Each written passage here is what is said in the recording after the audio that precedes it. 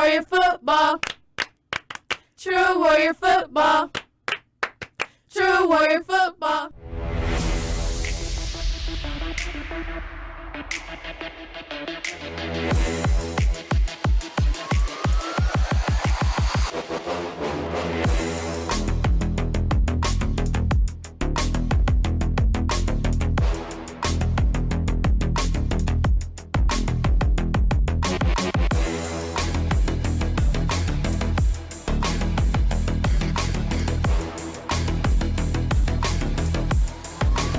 You are listening to True Warrior Football Podcast with your host, Corey Kid Smith. Absolutely. And let's talk a little bit, some of the other games, I know it wasn't probably a vintage Warren Central offensive performance, but, I think credit to Lawrence Central, too. They're starting to put it together. You can see the pieces there. And I'm curious, in 2 weeks they play Center Grove, but right now they're sitting at 2-2 and two tough losses to start out, but two really good opponents as well. So, I don't know. I'm not sure what to make of Warren. I'm going to see them in person this week too. But LC, they may be one of those sleeper teams this year that has a chance to do some damage. It is possible. I would like to see them continue to improve. Coach Patterson has really built a program into something that is motive his own. A lot of his guys over there are battling. And their game plan against Warren this past week was brilliant. And this is a LC team that returned a lot of players that beat Warren Central last year in the playoffs at their place, at LC. In the opening round, their quarterback, Luther, made some great plays, made a great bomb to, I think it was Duffy, their wide receiver, and they just put it on them. And then their defense coordinator, Wayman Edmond, had a brilliant game plan and forced Warren to beat them versus passing the ball. Did some lockdown on the run and forced 4 turnovers all in the second quarter, first half, I should say. 4 turnovers, one of those being a pick 6. The other 3 setting up 4 more scores for LC. Warren just couldn't get out of their way in the first half. Second half, they tried to come back, but just wasn't enough. So, hats off to those Lawrence Central Bears, man. They played a great game, and Warren did not. And we'll talk a little bit more about Warren here later. They play Ben Davis coming up this week as well. But Welcome back, ladies and gentlemen. I'm your host, Corey the Kid Smith, and this is True Warrior Football. And, man, what a game that was. And not a game, it was, I'm saying, in a good way.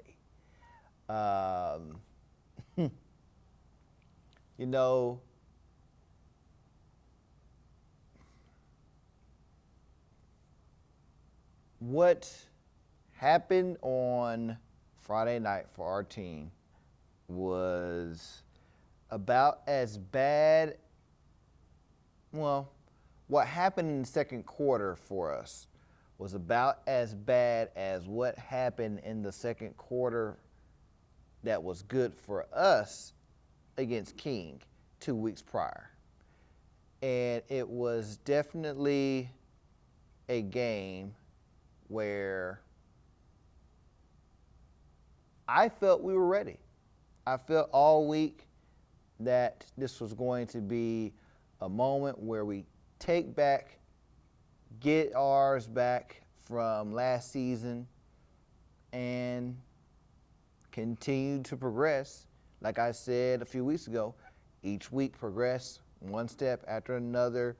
We are going to slowly but surely build upon what we did great against King and continue to improve and get to being the true contenders for a state championship that I know our team is capable of being.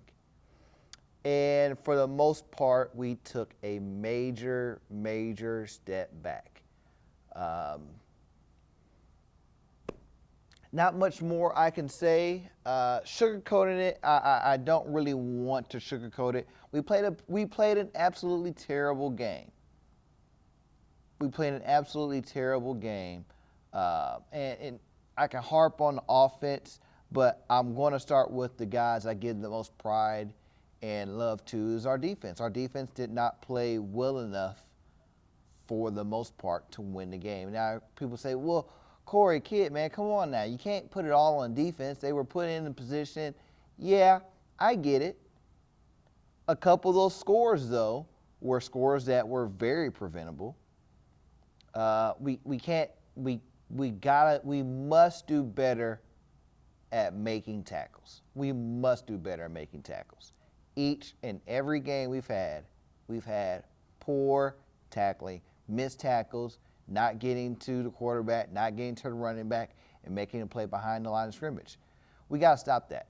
We have to do better than what we've done so far through 4 games. And every week, we've given up a touchdown of 50 yards or more. We did that against Center Grove. We had the big play from the guy from King. North Central, the wide receiver going to Purdue, long bomb. This week, Duffy, another long bomb, 80-yard touchdown, longest touchdown we've given up this year. What are we doing? Come on, guys. We are so much better than that. Coach Tutsey, Coach Clark, Coach Temple, Coach Moore, Coach Willman, Coach Akers, all those guys are putting in so many great hours to getting you guys prepared. That is not what they're preparing. You guys are, our defensive team is so much better than what we've put out on film so far. And that's scary in a way because I harp on them about how great we can be, but I still see us not fully getting to our potential just yet. And maybe that is a good thing. Maybe that is a good thing that we haven't fully reached our potential, that we still have a lot of things that we need to work on. It's the midway point of the season, and we're still making mistakes that should have been corrected a while ago. Or, maybe it's new tendencies that our guys are doing that need to be corrected. Whatever the case may be, it's got to get fixed. It's got to get fixed. We can't have guys missing tackles. We can't have guys making mistakes and not getting to the quarterback when they're supposed to. We got to be better in coverage. We can't line up in the wrong spot. We can't be jumping off sides, get tricked to jump off sides. We got to make sure our alignments are correct. Remember, one of the lethal weapons is alignment, assignment, attack. It's right there. You pass it every day in the locker room. Remember it, because it's very key. And if you do those things well, 99% of the time, you're going to win that game. You're going to win your one-on-one individual battles.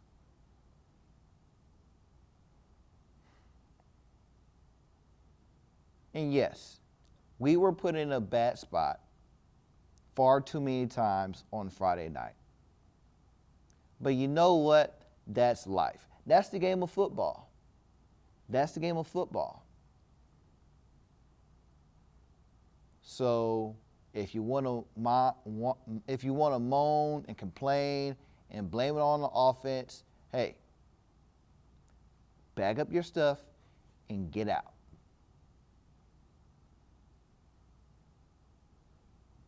Because if you want to play championship level defense here, you got to take the good with the bad. Plain and simple.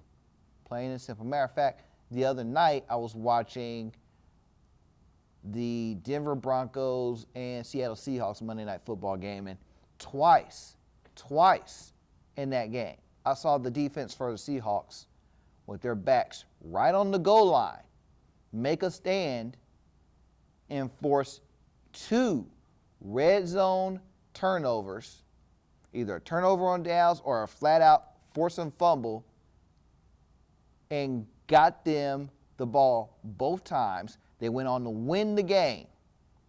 They put so much fear in that other team's offense in the Denver Broncos offense, and they got a $250 million quarterback in Russell Wilson, they were afraid to even attempt to go for it on 4th and 5 from midfield. Their defense put the fear in them that, hey, guys, anything short, we can't get. Don't tell me it's not possible for our defense to make plays on the goal line and get stops when we need it, because we've done it. I've seen us do it. We did it 3 times against King. We did it a couple more times against North Central. Heck, we did it against LC. It's possible. So don't just automatically think, oh man, these guys they're getting the ball starting at the 5. They're getting the ball starting in the 10. They're in the red zone already. We can't stop these guys. No. We can't. I've seen us do it far too many times this year. And once again, like I said, if we want to be great, you're going to have those moments where you are going to have to prove that you are great. And I don't even have to go back that far. 2018, our last state championship game. Our last state championship team, Okay? The great goal line stand.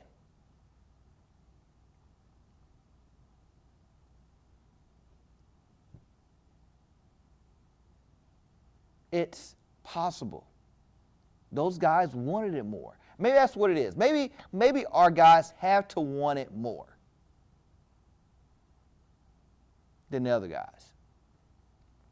Because after the game on Friday night, it was clear to me that those guys truly wanted it more than we did. Flat out.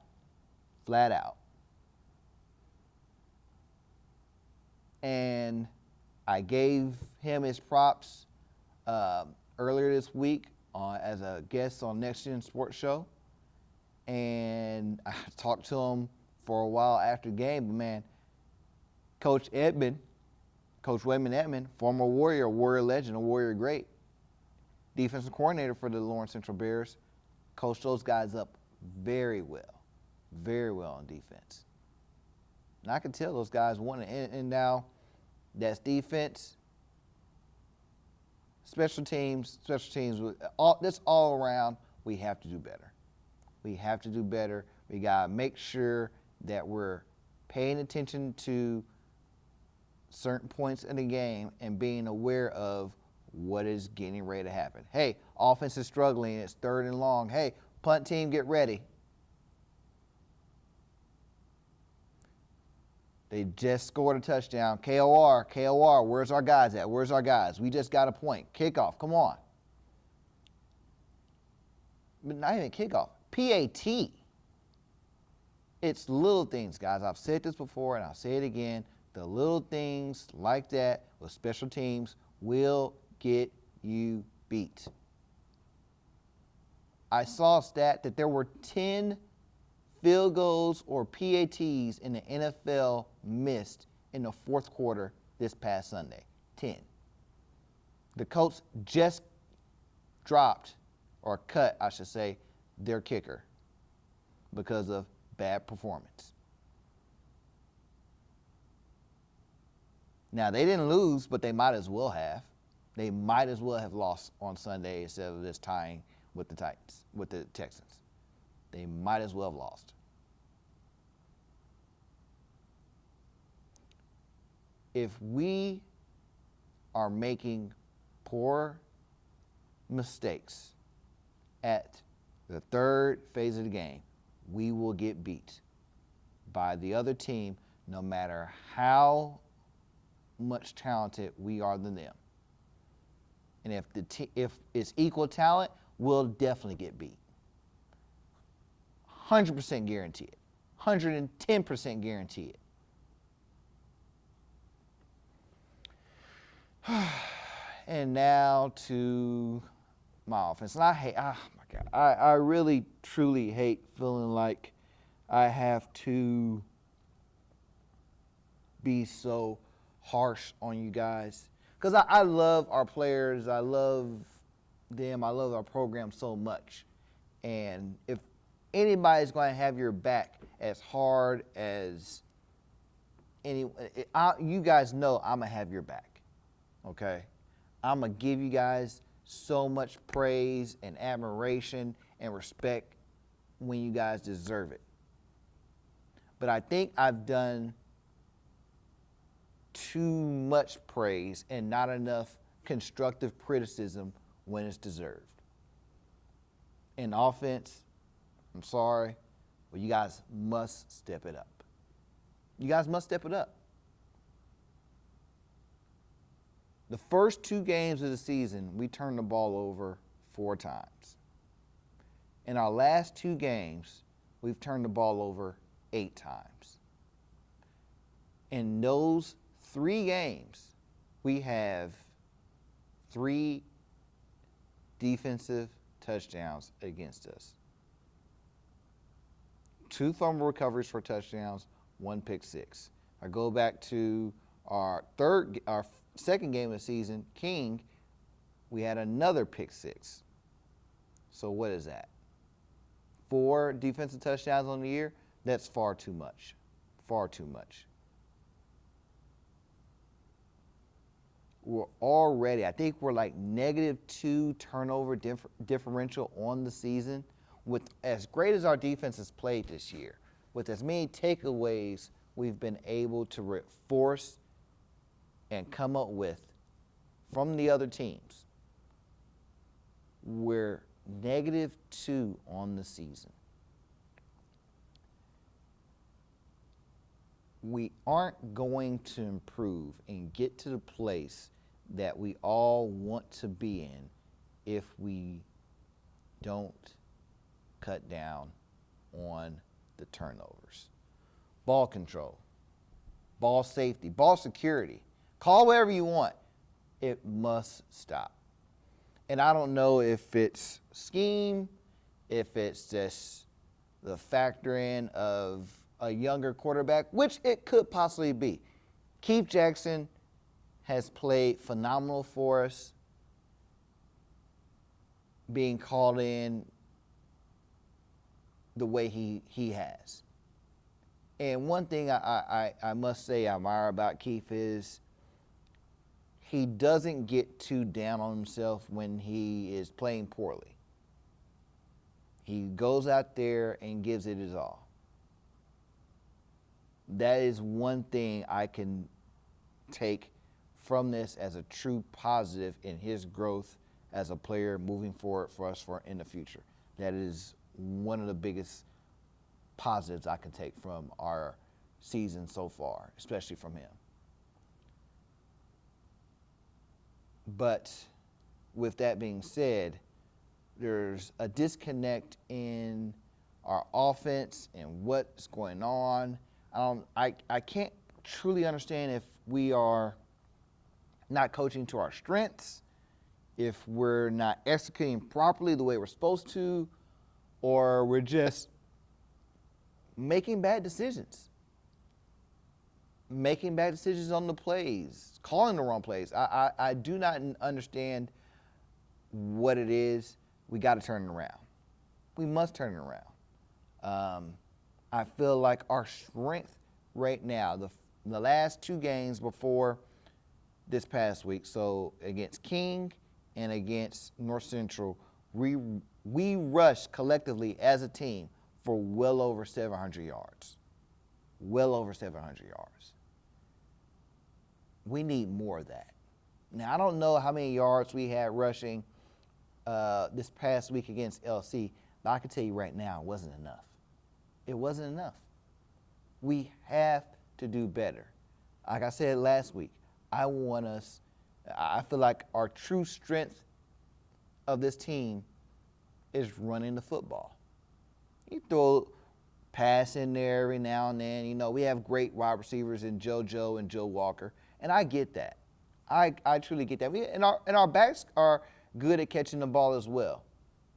We must punish our teams, our opponents. We must punish them each and every down. We must do so. If teams are going to line up and stuff the box and make our sophomore quarterback in KJ2 beat us, forget them. We should not be doing what they want us to do. We should enforce what we want to do. We have to remember we are Warren Central. They are not.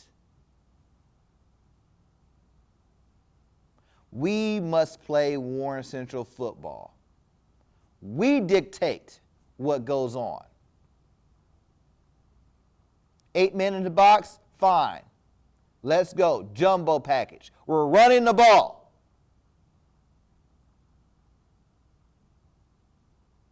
Off tackle. Outside zone. Whatever we have to do, running the ball, getting the ball into our playmakers, our 4 running backs that we have. Ronald, Rodney, Chris Jordan, Day-Day. We have to get those guys the ball, rushing the ball with them. And matter of fact, get some great in the second half. In the second half, we played so much better, and it was Keith rolling out and option, taking the ball himself, and doing some great things. I will be absolutely fine with that. But what will hurt this team more, and I would absolutely hate it because I was starting to see little cracks of it Friday night on the sideline. Our continuation to do what hasn't worked for us.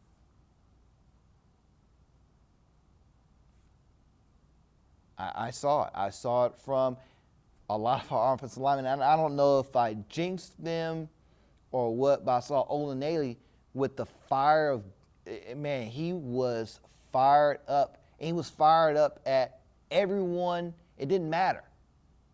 He hated what was going on. He was calling everybody out, and I love his fire attention, but we can't lose a guy like that because of what's going on poorly on the field, and it's not something that he is capable of controlling. And I truly feel I'm seeing him doing it, and he's the most obvious example I saw on Friday night. But I know there were more guys that were very upset with how things were going, and I just, man, I know those guys this thing could go real bad real quick and go real bad real quick. And that's the reason why I said against as great of a win that was against King, I didn't want that to be the high point of our season. Just like I didn't want our victory over Ben Davis last year to be the high point of our season. And guess what? It was. One more win over Pike, a team that is not competitive against us, shouldn't ever be competitive against us, especially this season. And downhill against LN, downhill against Carmel, season's over against LC.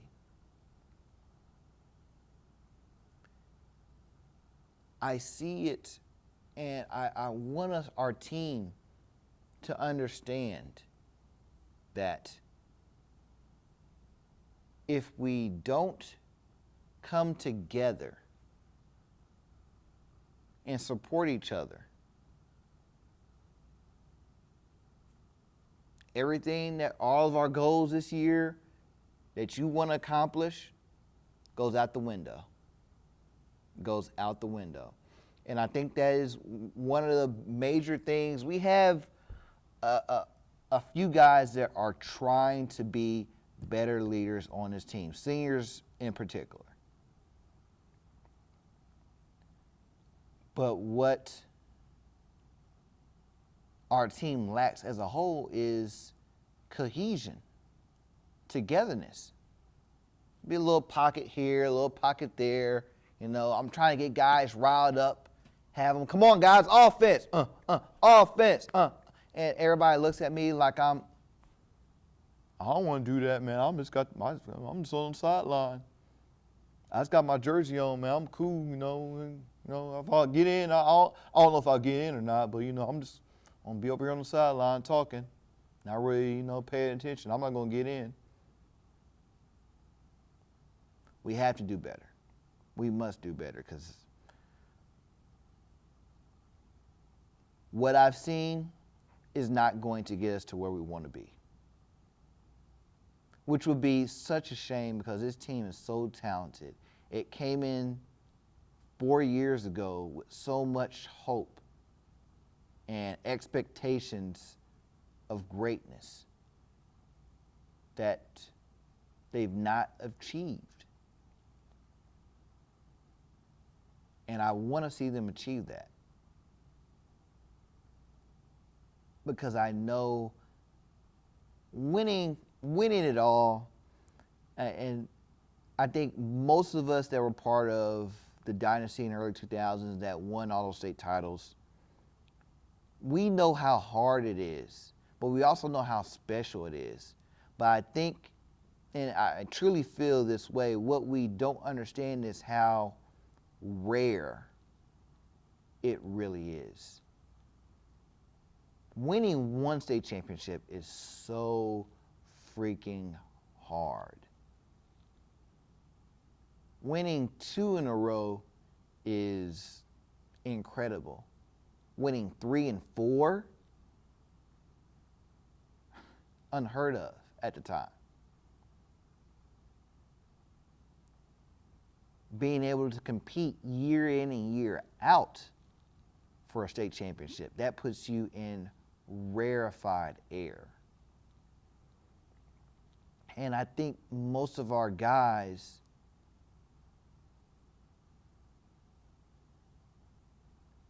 they don't understand how much it takes to get to that point. How much you have to dedicate yourself to the team, to your craft, to the skills that you have to get this team to that next level.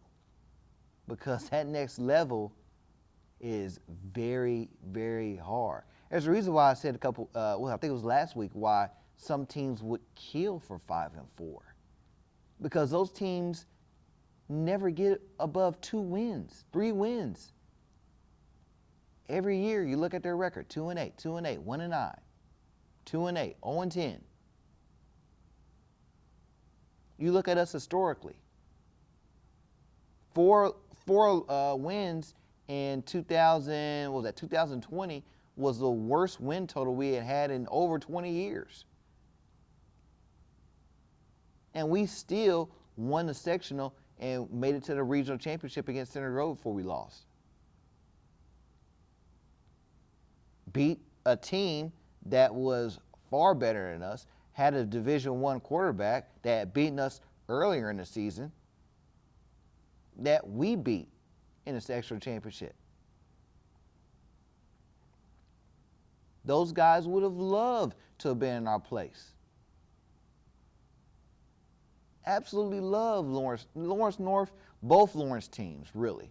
Well, I can't say both Lawrence teams because Lawrence Central does have the state title and another state championship appearance in their pocket. So Lawrence North, on the other hand, would love to have been in our shoes at 4-6 and winning a sectional. And won a sectional last year, but it didn't much happen to them. So maybe that was their peak. Maybe they're satisfied with that now. Maybe that's the reason why they're playing so terrible. Well, they didn't play terrible against North Central this past week, so maybe they'll look like world beaters against us in 2 weeks. 3 weeks. I'm getting off topic. Sorry. I'm just so frustrated by what I saw from our offense this past Friday night, because I know for certain we can do better.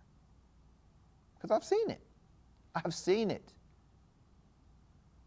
And I know, God, man, and I say this because we have great running backs and great coaching by Coach Williams, and I think this is one of the toughest jobs he's ever had because he has 4 really good running backs. But truly, I hate singling or putting everybody off to the side. Rodney Johnson has to be the bell cow. He has to be the bell cow. He has to be the guy we get 20, 25 carries a game. If Ronnie Johnson has to become the 2022 version of Ramir Elliott or Shakir Bell,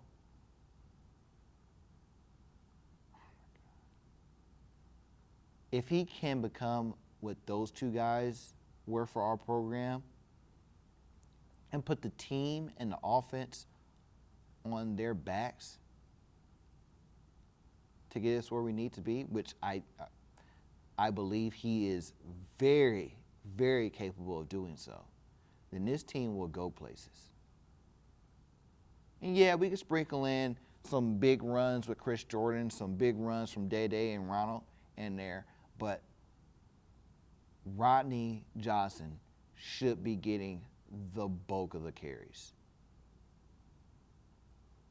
And if anybody has seen what he's been able to do in games this year, then they will probably be saying the same thing. And oh my God,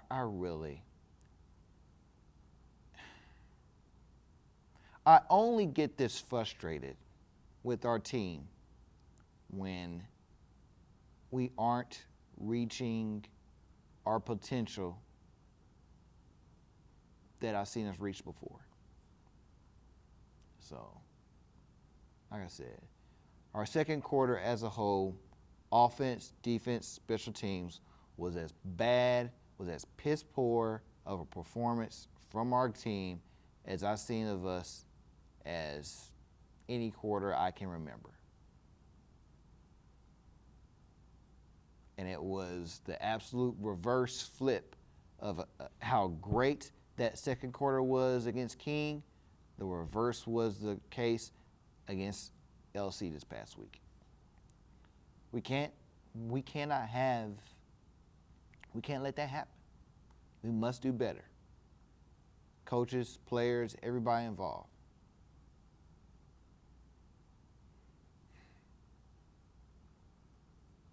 And it's really, because this is,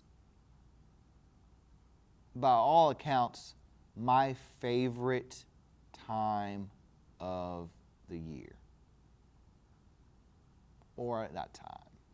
My favorite game of the year. Somebody asked me one time, what is Warren Beatty to you? And to me, it's like a family reunion and Christmas wrapped all into one.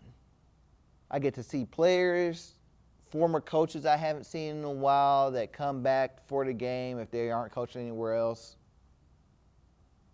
Former players that, got a break from college get to come in, or guys that were players years ago, I haven't seen them forever, they get to be back on the sidelines, come back for the game. Everybody comes back for this game. And for every year when I do this show, I always like to make this show, in particular, the week of this game, very special. One year I had Darren Evans on. I want to say I had Coach Tutsy on another week. Sometimes it works out great for me, and we have a great game. Other times, or a couple times, team fell short. But I put in my all to this show. And I try to put in my all every week, but in particularly with this week, with this show, I always like to make sure I bring it. And this week, I'm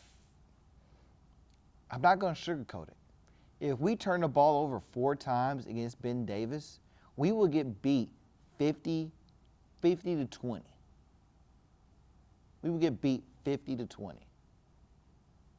Because they are rolling in here with a quarterback that is possibly better than the guy that LC has. They have 2 explosive guys in Marquise Reese, the wide receiver, and Elijah Price, the Price kid. 2 really good guys. And I'm sure they got some more weapons over there they're going to roll out that are just ready and waiting to get back at us from last year. And if we turn the ball over 4 times against them,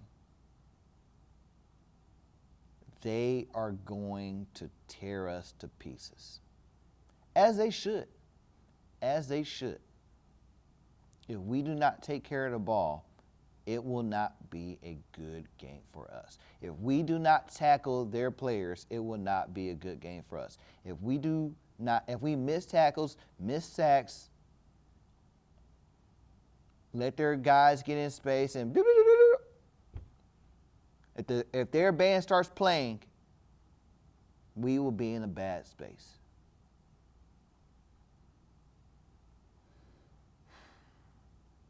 I want to beat these guys so bad. So bad. But I want to beat them every time I face Ben Davis. And why is that, Corey? Well, it's about this.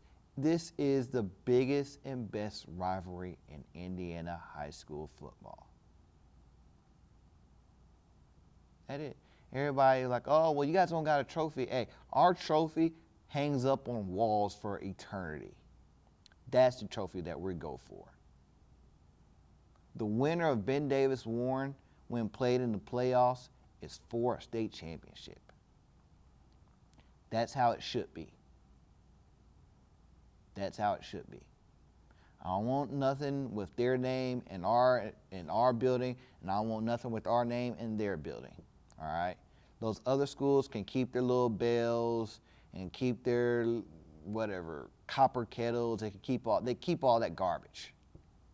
They can keep it all. They can keep it all. I looked at HSC and Fishers played this past week, and HSC won, and they got this little bitty tiny little trophy about as big as my cell phone here. All right, it's we got the mud sock trophy is what it's called. Like a plaque you get at a corporate banquet. I don't want nothing like that. I don't ever want nothing like that. I get so fired up for this game. Bragging rights is all I want. All I want.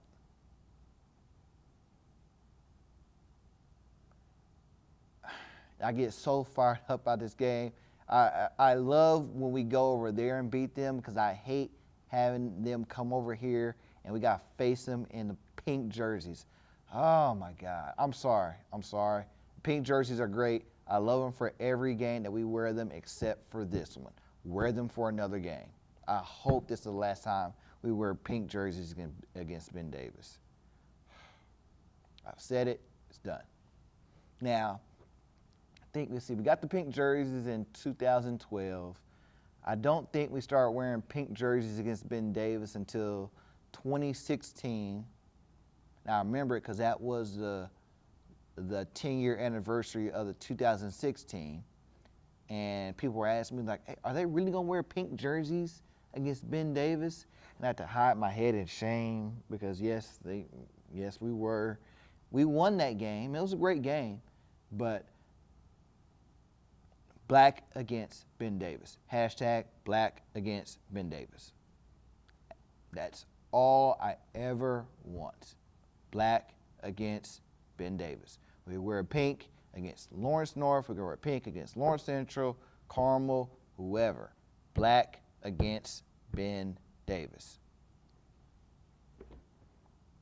I say that, I think we're We won in 2016, we won in 2018, 2020 we lost. So we're 2-1 wearing the pink jerseys against Ben Davis. So maybe they're not that bad, but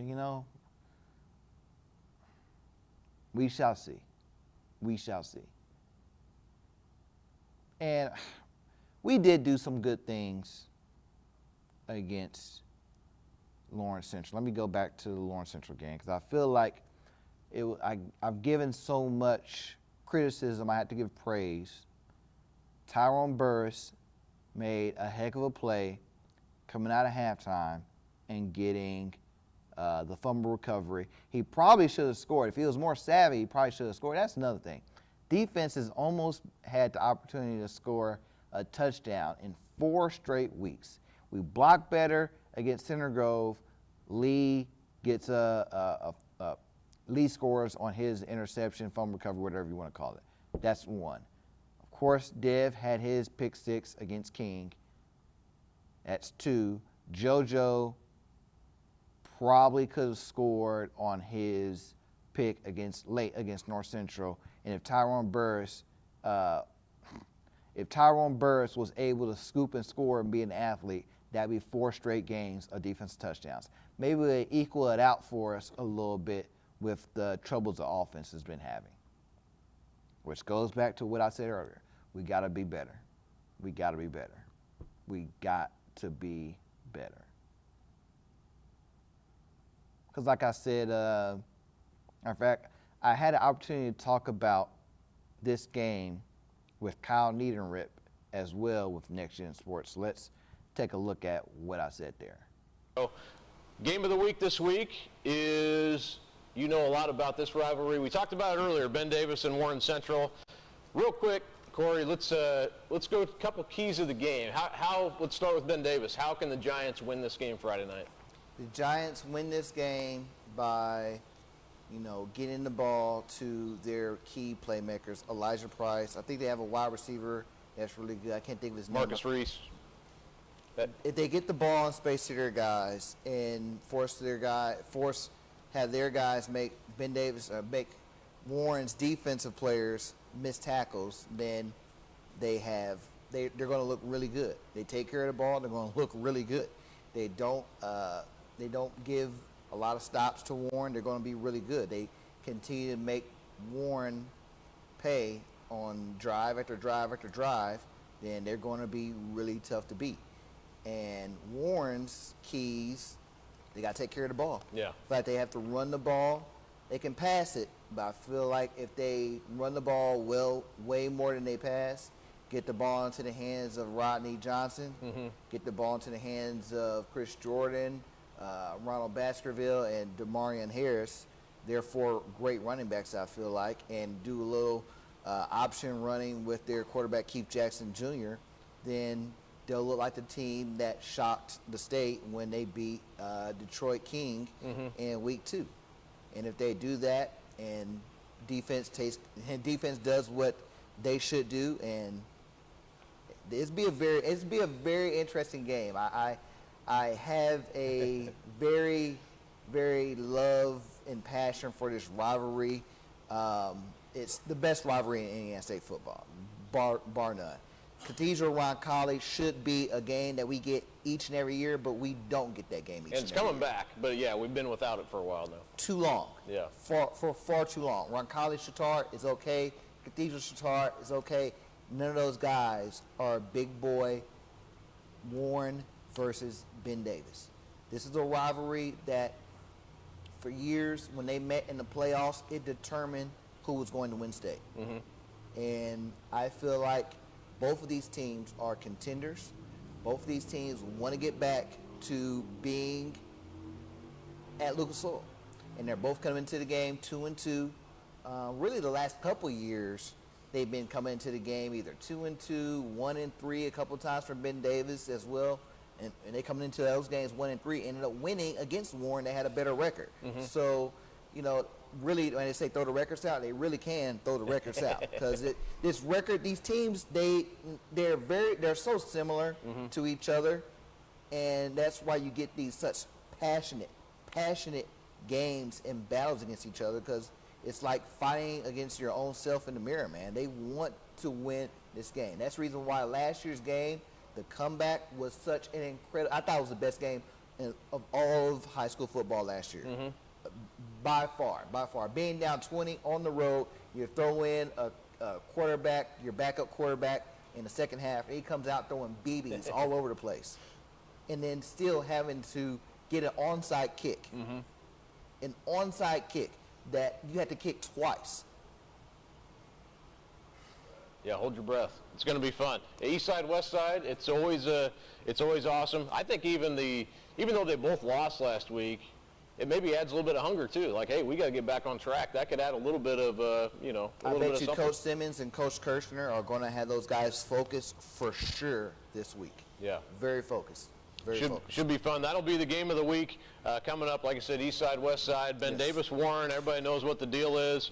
It's always a great battle between those two teams, as everybody knows, and bragging rights and more on the line Friday night. And I know Coach Tussey's going to coach up those guys on the Warren Central defense, and Coach Mann, who used to coach defense at Warren, is now defense coordinator at Ben Davis now. So it's going to be very, very interesting this Friday night. A lot of intertwine. As Corey mentioned, there's a lot of intertwining, including Mike Kirshner, who coached Ben Davis. So didn't even mention that. So that's another interesting sidelight to that story. But So, yeah, that's how I feel. I like I said, I know those guys over there are ready to get after it over here. They've been waiting a whole year to get the opportunity to face us again. Those guys come back, they knew they blew it. They did. And our team celebrated like crazy on their field, in the locker room, on the bus home.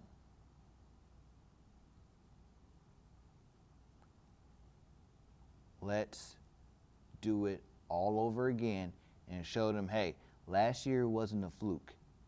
We're still Warren Central. We're still very, very good. We're good enough to win state again. Let's let everybody know.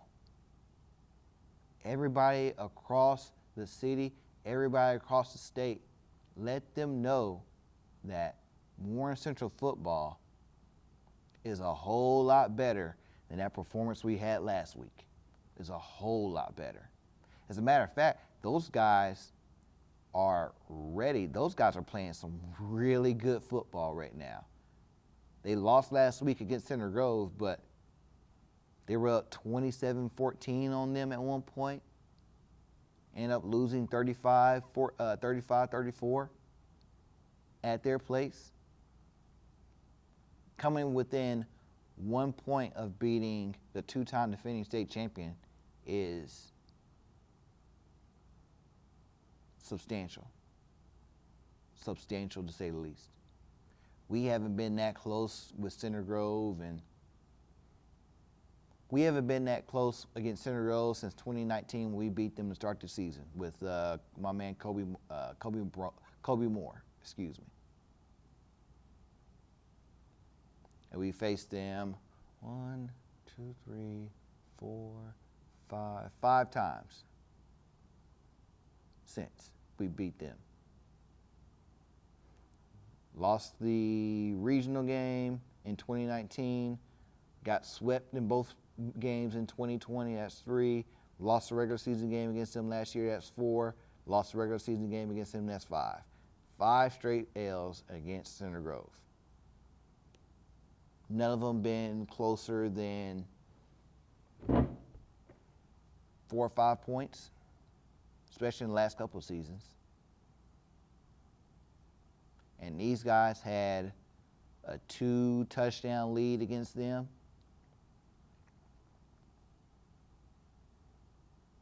Got to do better. Got to do better. Got to do better. Because I've said this before, if we aren't playing at our best against the teams like Ben Davis, and forget if we aren't playing if we aren't playing our best against Ben Davis or Carmel or Center Grove, well, we aren't even playing our best against a team like Lawrence Central and North Central. All those goals, hopes, and aspirations, you kiss those goodbye. Flat out, kiss those goodbye.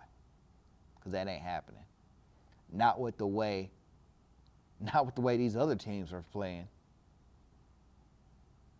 So, like I said, we got to do better, man. We must do better. It's Ben Davis. This is rivalry week. This is a game that you will talk about for a long, long time. You'll talk about this game for 20, 30 years. I guarantee you there are going to be guys that played exceptionally. Khalil Howard, 20 years from now, is going to talk about, man, I had one of the best games of my life against Ben Davis when I was a senior. One of the best games of my life, man. We came back, we beat them 57-56 at their place. We were down 20 points. We came back and won it. It was incredible. I helped set up the game-winning touchdown. They couldn't stop me.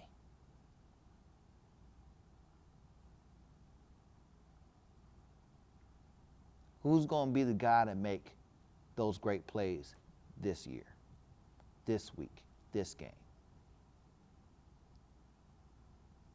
Because like I said in previous years, everybody has a rival. And there are those games where you say you throw out the record books. This is very true. You definitely throw the record book out against us.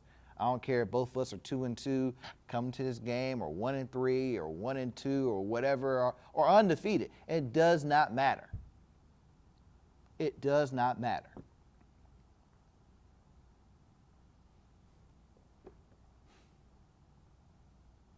This rivalry is, it's up there with, in my eyes, the greatest rivalries in all sports. You know, you talk about Boston Red Sox, New York Yankees, Michigan, Ohio State, Oklahoma, Texas, Auburn, Alabama, Miami, Florida State. Okay? What is it? Green Bay versus Chicago Bears.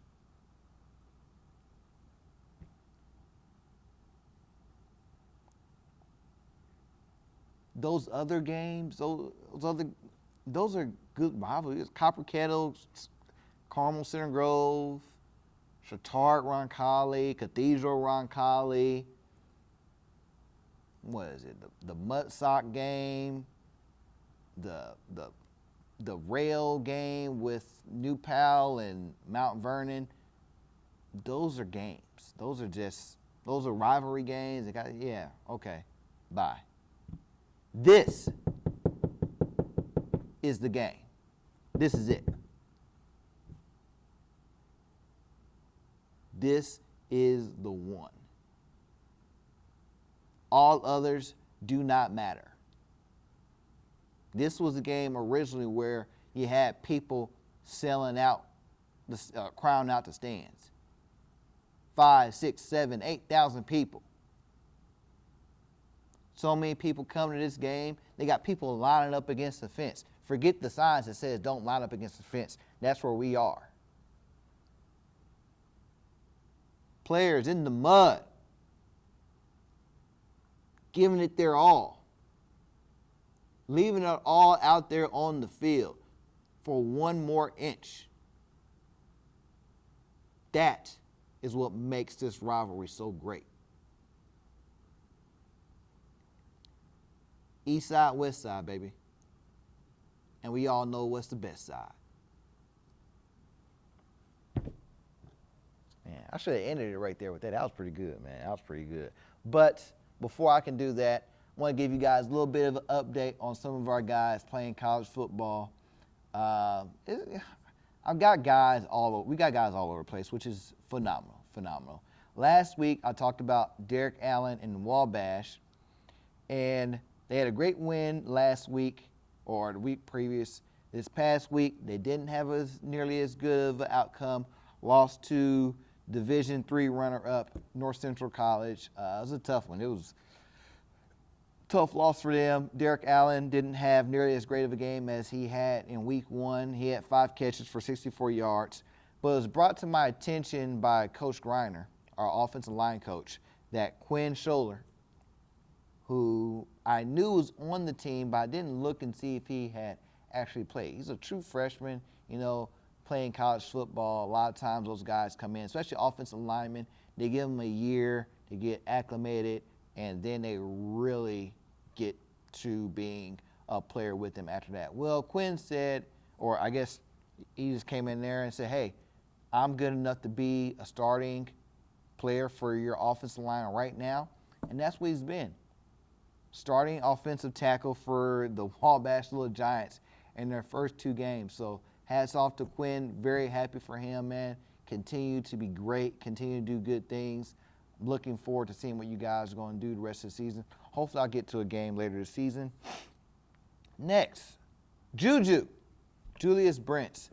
And, man, a guy that's really coming to his own, has really taken his game to the next level for the Wildcats of Kansas State. I've always said it, first guy in Warren Central history to go play football in the Big 12, playing some really good football right now. Wildcats are 2-0. They had a big win over one of their former rivals in Mizzou, SEC. Well, they didn't care about that. They blew them out 40 to 12? Didn't care about none of that. None of that. He had 4 tackles against them. He had 3 tackles in their opening win against South Dakota as well. And they're playing some really good football, man. So I hope it will be really interesting to see how their game against Kansas later this season goes. I know that's down the road, but Kansas is playing some good football. There's some things turned around over there with the Jayhawks, and that Wildcat Jayhawk game later in the season, I think it's the end of the season, yeah. That's going to be a very special game, and I know Juju and his guys are going to want to bring it to let them know who the true powerhouse is in Kansas, in the state of Kansas when it comes to college football. So continue to do some great things out there. And, I have to talk about my guy, Michael Tutsi, because it is really, really interesting that this is the case for them. Michael has, and I'll talk about Michael on this show several times. He's been there, my guys. First season there was 2017. So 2017, 2018, 2019, 2020, 2021, and now 2022. So that's 6 years he's been there. And he's playing great football for North Dakota State. And usually, FBS teams will schedule FCS teams all the time. Iowa and Justin Britt played South Dakota to open the season. Barely won, but they played them. And South Dakota's in their conference. But most of these big schools have been running away from scheduling North Dakota State for some time. And the reason why is because when North Dakota State comes to your place, they will beat you. They've won 6 straight against FBS teams. They will beat you. They are good. They're getting guys drafted, high-level draft picks as well. They will beat you. And they may beat you so bad, it will embarrass you. You thought what Georgia Southern did to Nebraska this past week was bad. Look, Georgia Southern ain't nearly as good as North Dakota State. And I don't care if they are FBS. As a matter of fact, Sagarin rankings, and if you aren't familiar with Sagarin rankings rank all teams in college football. And North Dakota State is currently ranked number 58. And this week, they face off against their first Power 5 team, FBS team, whatever, in 6 years. They haven't played a team from this level since 2016, since Iowa in 2016. A game which they won at Iowa. Currently, like I said, they're ranked 58. They are ranked higher than 1, 2, 3, 4 teams from the Pac-12, including the team they are scheduled to go and play at on Saturday night in Arizona. Truly, truly outstanding and remarkable, the program, the powerhouse that is North Dakota State. And what this game, I wish I could go to it. I know Coach Tutsy, he makes it to as many of Michael's games as he possibly can. This is going to be a very interesting game for the Bison and Michael. First time they've gone to the West Coast to face another team. Most of the times, they've gone to Texas a bunch of times, or of course they've gone to Texas to play the national championship. They went to Texas, I think it was 2 years. Oh, it was Texas last spring to face off against Sam Houston State. Most times they go east. They've played James Madison out there. They've played a couple other teams. Or maybe it was James Madison National. They've gone to the East Coast before. Going west is going to be a very interesting game. The game will be broadcast live on Fox Sports 1 on, I think it's going to be, it'll be about 10 or 11 o'clock our time. Pac-12 after dark. Hey, it is what it is. West Coast, they won the night game. Stay up late. Do what you got to do. Take some Red Bulls, whatever. Stay up late. Because I'm telling you, that is not a game you are going to want to miss. It's going to be real good. And the Bison, first time being on national TV, that's not a national championship game in a long time. So make sure you guys pay attention to that one. Michael, best of luck to you, buddy. You know I'm always pulling for you. Always want to see you do good. Continue to be great. Continue to be a great role model for our guys back here to see somebody doing great things at the next level. And with that, folks, that's all I got to say. I want to win so bad Friday night. I want us to beat them bad. Beat them bad, beat them down, have them leaving out of here and going back to that school on Girls School Road. Like, man, those guys were tough. Those guys were so much better than what we saw on film. Those guys were physical. Those guys were mean. Those guys were tough. Those guys wore us out. That's what I want those guys to be saying on the way home on Friday night. So, like I say to our players all the time, are we gonna make plays, or are we gonna get played on? It's all up to you. And with that, folks, I'm your host, Corey the Kid Smith. This has been another great episode of True Warrior Football. Warrior Band, take us away.